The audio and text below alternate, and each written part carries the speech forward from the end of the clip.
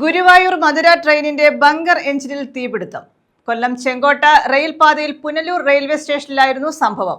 Loco പൈലറ്റും സഹപ്രവർത്തകരും ചേർന്നാണ് തീയും പുകയും അണച്ചത്. കൊല്ലം ചെങ്കോട്ട റെയിൽപാതയിൽ പുനലൂർ റെയിൽവേ സ്റ്റേഷനിൽ വെച്ചാണ് ഗുരുവായൂർ മധുര ട്രെയിനിന്റെ ബങ്കർ എഞ്ചിന് തീപിടുത്തമുണ്ടായത്.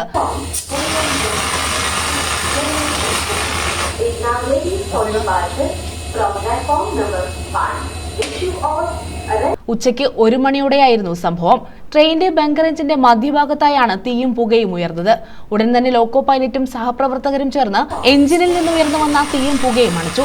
ട്രെയിൻ പുനലൂർ റെയിൽവേ സ്റ്റേഷനിലെത്തുമ്പോൾ ഇവിടെ നിന്ന് മുന്നോട്ടുള്ള യാത്രയ്ക്ക് ട്രെയിനിന്റെ പ്രധാന എഞ്ചിൻ കൂടാതെ പിൻഭാഗത്തായി ഡീസൽ ബങ്കർ എഞ്ചിനുകൾ ഘടിപ്പിക്കാറുണ്ട്. ഇവയ്ക്കുള്ളിൽ നിന്നാണ് ചെറിയ രീതിയിൽ തീ ഉയർന്നത്.